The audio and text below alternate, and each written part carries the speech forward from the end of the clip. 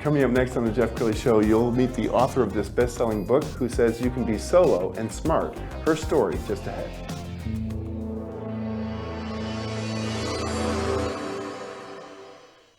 Many are predicting that the worst is yet to come, which is unfortunate, said one person here. Until now, they've enjoyed the reputation of being the nation's icebox. Watched a burglar in his home this morning by webcam. As a journalist of over 25 years, stories are what make my world turn. Reporting live from the Dallas newsroom tonight, Jeff Crilley, Fox 4 News. But in 2008, I took the jump from my familiar life and started a PR firm from my home. We're talking about anyone with a camcorder like the one I'm using becomes a television network. We started slowly growing the company, and we now have over 100 clients, and we've branched into the world of live digital broadcasting. I now own 8 different TV studios and have a huge team, and the stories that I now get to share are sometimes the most important of my life. Life has a funny way of coming around full circle. This is the Jeff Crilley Show. Well, we are coming up on the holiday season, and for the holiday season, for many singles, it can be a time of depression because you watch TV and all the commercials are couples holding hands, and then you have New Year's Eve, and well, it can get depressing, but it doesn't have to be. Carol Marak is the author of Solo and Smart. She's on the show today. Tell us your journey. Oh, thank you, Jeff. I'm so happy to be here. Yes, okay, so how did this start for you? Well, I've been single most of my life. However, I have been married once before, and I didn't intend on being solo the rest of my life. But my sisters and I helped my parents through the elder years, and there was a lot of caregiving that we were helping them with. And after they both died, I was out on my walk one day, and I thought, it just hit me like a ton of bricks. I was thinking, oh my gosh, that was a lot of work. And then all of a sudden it was like, who is going to do all that for me? You know, because family caregiving and also growing older, especially if you have chronic illnesses, or even my dad had Alzheimer's. They lived in a rural community, so we did all the driving for them. And my dad just said, I don't want strangers in my home, right? So we couldn't hire anyone.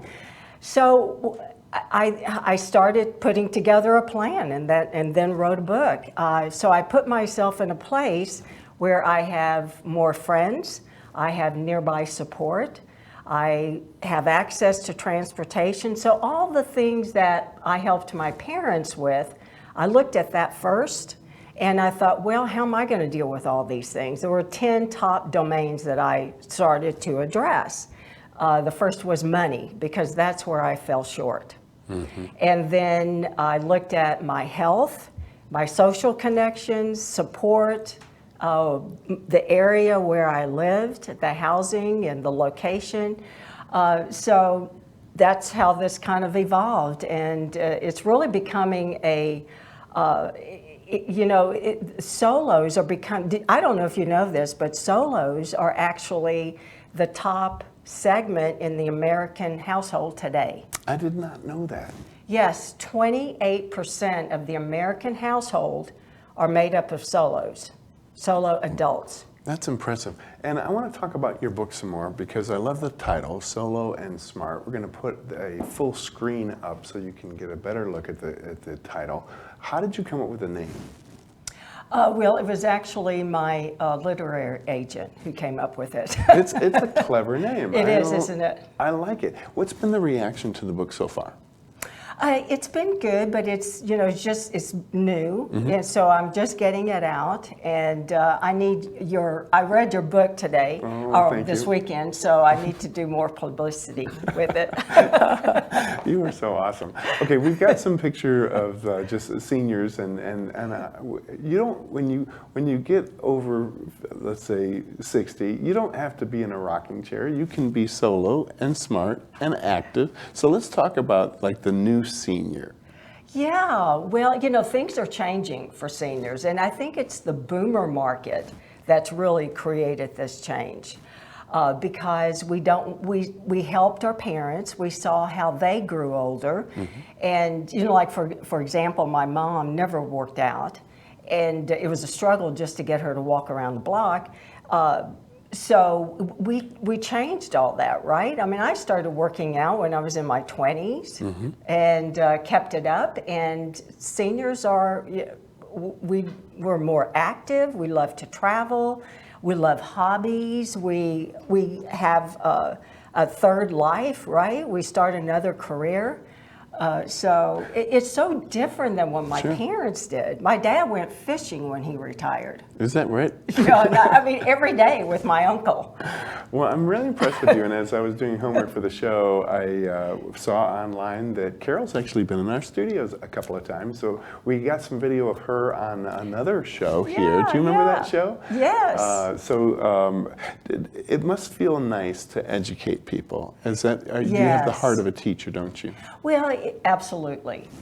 And because it breaks my heart when people, in my circumstance, we don't look at the potential of what lays ahead, what lies ahead for us. And if we don't, it can be very depressing, very stressful, because many of us don't plan our money, we don't take care of our health, we don't have a social life, we don't have friends nearby.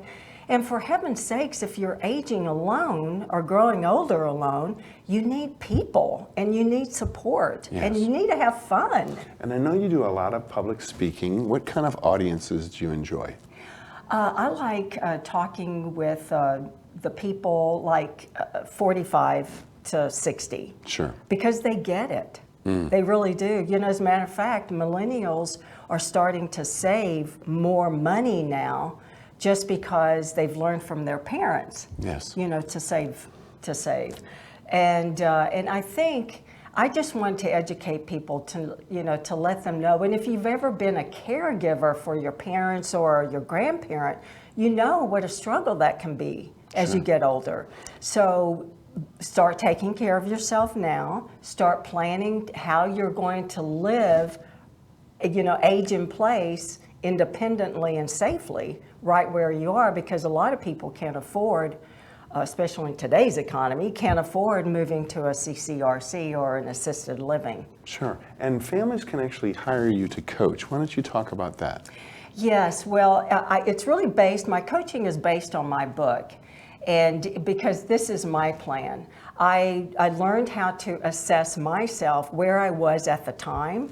And then, because if you don't know where you are right now, you don't know what you need to rectify and how to manage where you are and how to make that better, right? So so I take you through an assessment, and then once we discover what your top concern is, that's where we focused our issues, or focus our work. If it's money, if it's health, if it's social connections, and many times it's social connections because people tend to isolate and stay alone, it's horrible for your health.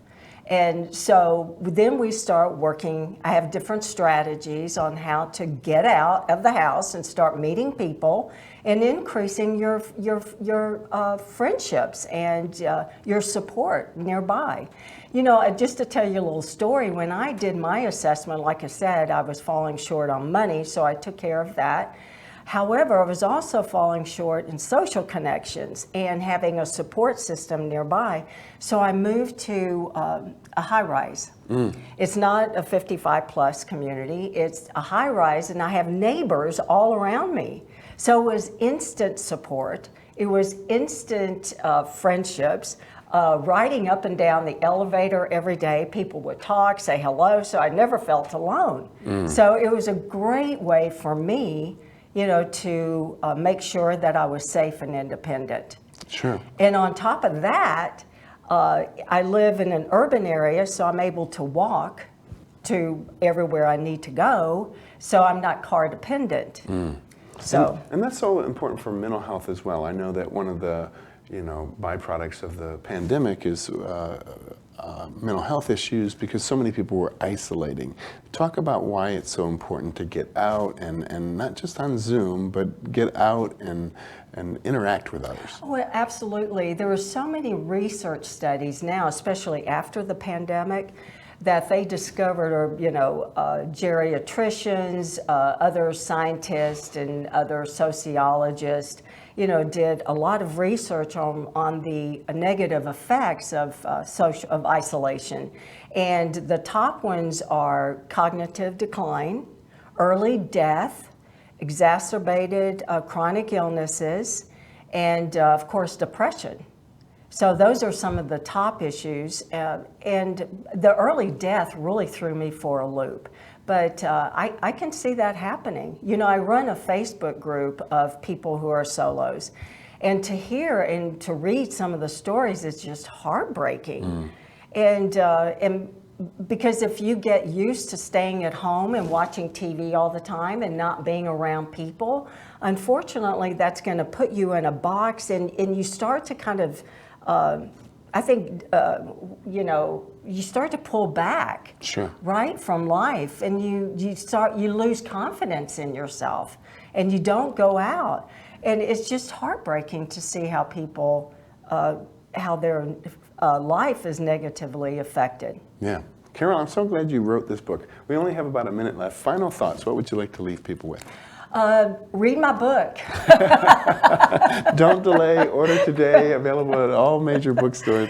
Absolutely. And go to my website. Okay. It's sololivingcoach.com, because I have a free download that really walks you through a quick assessment so that you can learn very quickly what your top concern is. So when you go to sololivingcoach.com, just click on the link up in the menu that says, Take Charge of Your Future. You are so inspiring. We're going to put up your website to close the show, sololivingcoach.com. Carol Marak, thanks for coming on the show. Absolutely. Thank you, Jeff. It was fun. That's it for now. We'll see you next time.